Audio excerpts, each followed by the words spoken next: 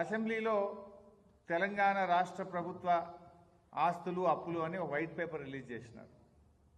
ఆ రోజు 6,85,000 కోట్ల అప్పులు అని చెప్పారు.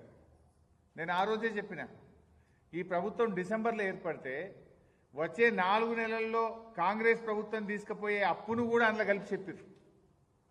డిసెంబర్ 7 నాడు రేవంత్ రెడ్డి ఎక్కిండు, డిసెంబర్ 7, 2023 నాడు ఎక్కిండు. అందులో ఏం పెట్టిండ్రు? మార్చి 2024 దాకా కాంగ్రెస్ ప్రభుత్వం తీసుకున్న అప్పులను కూడా అలా కలిపి చెప్పారు. తీసుకోబోయే అప్పులు ఇంకా అప్పటికి తీసుకొని కూడా అలా కలిపేసారు పుణ్యాత్ములు. అంటే ఏదో ఒక రకంగా తమ చేతగానితనాన్ని, తమ ఫెయిల్యూర్స్ను గత ప్రభుత్వం మీద నెట్టివేసి చేతులు దులుపుకోవాలని రేవంత్ రెడ్డి చూస్తున్నాడు. ఇడిచిపెట్టమా? ఎట్టి పరిస్థితుల్లో నేను ఇడిచిపెట్టాం. వాస్తవం ఏంది? యాక్చువల్గా నేను ఇక్కడ చెప్తలేను, అసెంబ్లీలోనే చెప్పిన. నిండు శాసనసభలో బడ్జెట్ సమావేశాల చర్చలో చెప్పిన. నేను బడ్జెట్ మీద మొన్న నేనే బీఆర్ఎస్ పార్టీ పక్షాన మాట్లాడి ఈ అప్పుల మీద కాంగ్రెస్ పార్టీ రేవంత్ రెడ్డి చేస్తున్న దుష్ప్రచారాన్ని నిండు శాసనసభలోనే చెప్పాను. కానీ వాళ్ళకి బుద్ధి రాలే, సోయి రాలే. అదే అబద్ధాన్ని మళ్ళీ మళ్ళీ చెప్తున్నారు. ఒక అబద్ధాన్ని 100 సార్లు చెప్తే నిజమైతుంది అనేటువంటి రీతిలో గోబల్స్ను మించిపోయి రేవంత్ రెడ్డి ప్రభుత్వం అబద్ధాలు మాట్లాడుతూ ఉన్నది. నేను అసెంబ్లీలో చెప్పిన, ఇక్కడ చెప్తలేను. రేవంత్ రెడ్డి అక్కడ కూర్చొని ఉండగా, ఆర్థిక మంత్రి భట్టి విక్రమార్క కూర్చొని ఉండగా శాసనసభలో వాళ్ళని కూర్చోబెట్టి చెప్పిన, తప్పుంటే ఇక్కడే చెప్పండి అని శాసనసభలోనే వాళ్ళని నిలదీసిన.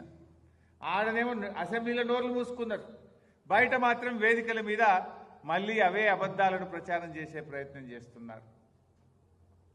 బీఆర్ఎస్ ప్రభుత్వం తీసుకున్నటువంటి అప్పు 6,85,000 కాదు, అది కేవలం 4,26,000 మాత్రమే అని చెప్పి చాలా స్పష్టంగా అసెంబ్లీలో నేను చెప్పడం జరిగింది. 4,26,000ను 6,85 చేసి చెప్తున్నారు. ఆ 4,26,000లో కూడా ఉదయ్ స్కీమ్ కేంద్ర ప్రభుత్వం బలవంతంగా డిస్కాంల అప్పులు రాష్ట్ర ప్రభుత్వం తీసుకోవాలని మెడ మీద కత్తి పెడితే తీసుకున్న 9,000 ఉన్నాయి. ఆ 4,26లో ఆ 4,26లో కరోనా వచ్చినప్పుడు 2 ఏళ్లు కేంద్ర ప్రభుత్వమే మీరు ఎక్కువ క్యాపిటల్ ఎక్స్పెండిచర్ చేయండి అని మన మీద బలవంతంగా ఒత్తిడి పెడితే 27,000 కోట్లు కరోనా సందర్భంగా చేసిన అప్పు కూడా ఈ 4,26లోనే ఉన్నది. ఇది కాకుండా రాష్ట్రానికి ఆర్థిక సంఘం నుంచి గ్రాంట్గా రావాల్సినటువంటి 2,459 కోట్లు కేంద్రం గ్రాంట్గా ఇవ్వాల్సింది అప్పుగా ఇచ్చింది కూడా ఈ 4,26లోనే ఉంది. ఉన్నది 4,26. మొన్న అసెంబ్లీలో చెప్పింది 6,85. ఇవాళ తెలంగాణ ప్రజాపాలన దినోత్సవంలో 7 లక్షల చిల్లర చెప్పిండు ముఖ్యమంత్రిగా, వెంచుతూనే ఉన్నాడు. కానీ అసెంబ్లీలో 6,85 అన్నాడు, ఇవాళ ప్రజాపాలనలో 7 అంటున్నాడు. అసలు 10 ఏళ్ల బీఆర్ఎస్ పాలనలో జరిగిన అప్పు 4,26,000 మాత్రమే. ఇది రాష్ట్ర ప్రభుత్వం చెల్లించాల్సిన అప్పు, రాష్ట్ర ప్రభుత్వం కట్టాల్సింది, రాష్ట్ర ప్రభుత్వం గ్యారంటీగా తీసుకున్నది. రాష్ట్ర ప్రభుత్వం కడుతున్నటువంటి అప్పు 4,26,000 మాత్రమే. ఈ 4,26లో కరోనాలో కేంద్రం చెప్తే చేసిన 27,000 కోట్లు ఉంది. డిస్కాంల అప్పు రాష్ట్ర ప్రభుత్వం తీసుకున్న 9,000 కోట్లు ఉంది. కేంద్ర ప్రభుత్వం గ్రాంట్గా ఇవ్వాల్సిన బదులు అప్పుగా ఇచ్చిన 2,500 కోట్లు కూడా ఇళ్ళనే ఉండదు. అన్ని కలిపితే కూడా 4,26. కానీ అసెంబ్లీలో 6,85 అంటావు, ఈడ 7 అంటావు. ఇది తప్పు అని నేను నిండు శాసనసభలో కూడా చెప్పిన. అంటే ఎవడైనా నేను దివాలా దివాలా అంటే రాష్ట్రానికి పరువు ఉంటుందా, పరపతి ఉంటుందా? రాష్ట్రం యొక్క పరపతిని నువ్వు దివాలా చేస్తున్నావు. ఎవడని చెప్పుకుంటాడా? లేనిది చెప్తాడా? ఉన్నది చెప్పాలి. లేనిది కూడా అంటే బీఆర్ఎస్ పార్టీ మీద బురద జల్లబోయి నువ్వు తీసుకున్న గొయ్యిలో నువ్వే పడుతున్నావు. కన్ను తెరువు ఇప్పటికన్నా. పరిపాలించాల్సింది 5 ఏళ్ళు నువ్వు కదా. రాష్ట్రం ప్రతిష్ట దెబ్బతీసి, రాష్ట్రం ప్రతిష్ట మసకబారే విధంగా చేసి, లేని అప్పులను చెప్పి రాష్ట్రం దివాలా తీసిందని నువ్వు చెప్తే జరిగే నష్టం రాష్ట్రానికి, పరిపాలించే నీకు కూడా నష్టం జరుగుతుంది. రాష్ట్రం యొక్క గౌరవం దెబ్బతింటది. ఏ మూర్ఖుడు కూడా ఇట్లాంటి పని చేయడు, ఏ పిచ్చి వాళ్ళు కూడా ఇట్లాంటి పని చేయరు. కానీ మీరు దురదృష్టం ఏంటంటే నీకు రాష్ట్ర రాజకీయాల కంటే, నీకు రాష్ట్ర భవిష్యత్తు కంటే నీ రాజకీయాలు ముఖ్యమైపోయింది. నీకు రాష్ట్ర భవిష్యత్తు కోసం పనిచేయాలి. ఎవరు పదవిలో శాశ్వతం కాదు. ఉన్నంతకాలం నిజాయితీగా పనిచేయి, ప్రజల కోసం పనిచేయి, ప్రజలకు ఇచ్చిన మాట మీద దృష్టి పెట్టు. పొద్దుగాలేస్తే నువ్వు కేసీఆర్ను వల్లించకుండా నువ్వు బతకలేవైంది. నీకన్నా రోగమా శాపం ఉందో నాకైతే అర్థమవుతలేదు. మాట్లాడితే కేసీఆర్ని ఎదుగుతావు. నువ్వు ప్రజలకు ఇచ్చిన హామీ ఏంది? ఇప్పుడు ఓట్లున్నాయా, సీట్లున్నాయా? గా రైతుల గురించి ఆలోచించు, మహిళలకు ఇస్తా అన్న 2500 గురించి ఆలోచించు, వృద్ధులకు ఇస్తా అన్న 4000 పెన్షన్ గురించి ఆలోచించు, రుణమాఫీ పూర్తి చేయి, వానకాలం పంట పూర్తవుతుంది గా రైతు భరోసా 7500 చెప్పనై. అరే పిల్లలంతా రోడ్ల మీద పురుగులన్నం తినలేక రోడ్ల మీదకి వస్తున్నారు.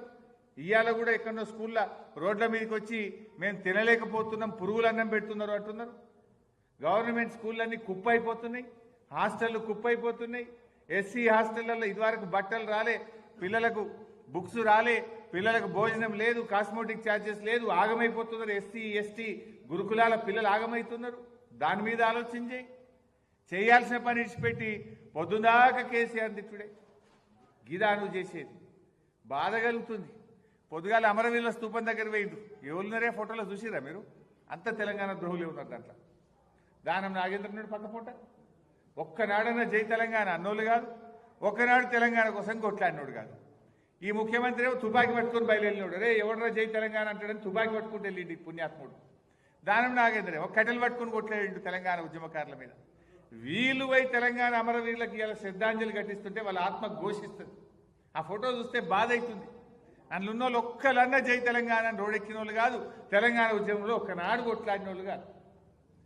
వీళ్ళు ఇలా పెద్ద పెద్ద మాటలు మాట్లాడుతూ.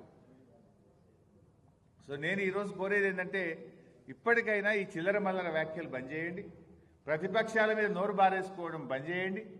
ఇవాళ నేను ఊరు పోయింది ఇప్పుడే, అదేంది మన పాపన్నపేట మండలం ఎల్లాపూర్ అనే ఊరికి పోతే ఒక రైతు అంటుండు, అయ్యి ఏం మాట్లాడు సార్ ఆ ముఖ్యమంత్రి, కానీ ముఖ్యమంత్రి లేకున్నాడా అని ఒక రైతు దోతి కట్టుకున్నాడు, ఏం పేరు నాకు తెలియదు కానీ ఏదో దోతి కట్టుకున్నాడు. ఏంది సార్ కానీ గట్ట మాట్లాడుతుండు, ఏంది సార్ అయినా ముఖ్యమంత్రి గట్ట మాట్లాడతాడు ఎవడన్నా ముఖ్యమంత్రి అని ఒక రైతు, ఆ ఎల్లాపూర్ రైతు అంటుండు నాతో. ఇవాళ ఇది ఏం పద్ధతి, గిట్ట నా గిదా మాట్లాడేది ఏం భాష, చూడబుద్దట్లేదు సార్ టీవీ అంటుండు. సరే ఇప్పటికైనా నేను ఆయనకు హితవు పలికేది ఒకటే, లేని అప్పులను పెంచుకుంటా చూపియకు, బంద్ చేయి, అన్ని మంచిగా పని చేయి. ఇంకోటి నువ్వు ఎంతసేపు అప్పులను మాట్లాడుతున్నావు కదా, మరి కేసీఆర్ పెంచిన ఆస్తుల గురించి ఎందుకు మాట్లాడు? కేసీఆర్ గొప్పగా ఆస్తులు పెంచిండు కదా. తెలంగాణ రాష్ట్రం ఏర్పడ్డ నాడు 2013-14లో మన తలసరి ఆదాయం 1,12,162 రూపాయలు. మరి ఇవాళ ఎక్కడికి పోయింది మన తలసరి ఆదాయం? 3,47,229. దేశంలో నంబర్ 1 తెలంగాణ. ఈ దేశంలో 28 రాష్ట్రాల్లో తలసరి ఆదాయంలో అగ్రభాగాన తెలంగాణను నిలబెట్టిన కేసీఆర్ గురించో ఆ తలసరి ఆదాయం గురించి నీకెందుకో నోరు రాదు. జిఎస్డిపి మన రాష్ట్ర స్థూల ఉత్పత్తి రాష్ట్రం ఏర్పడ్డ నాడు 4,51,000 కోట్లుంటే ఈరోజు 14,63,000 కోట్లకు పెంచారు. 160% పెరిగింది. దీని గురించి రేవంత్ రెడ్డి నోట్లకెళ్ళి ఎందుకో రాదు. ఇది రాష్ట్ర సంపద పెరిగింది, రాష్ట్రంలో పౌరుల సంపద పెరిగింది, తలసరి ఆదాయం పెరిగింది, ఆస్తుల కల్పన జరిగింది, దేశ జీడిపికి 5.1% మనము కాంట్రిబ్యూట్ చేస్తూ ఉన్నాం. ఇలాంటి మంచి మాటలు రేవంత్ రెడ్డి నోట రావు, అన్ని అబద్ధాలు, గోబల్స్. నిజాలు చెప్పు నువ్వు.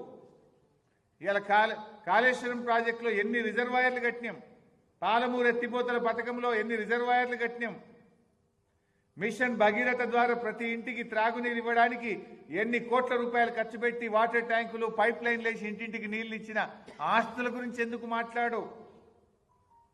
నీ మహబూబ్ నగర్ జిల్లాలో 6 లక్షల ఎకరాలకు నీళ్లు ఇచ్చినమే, దాని గురించి ఎందుకు మాట్లాడవు?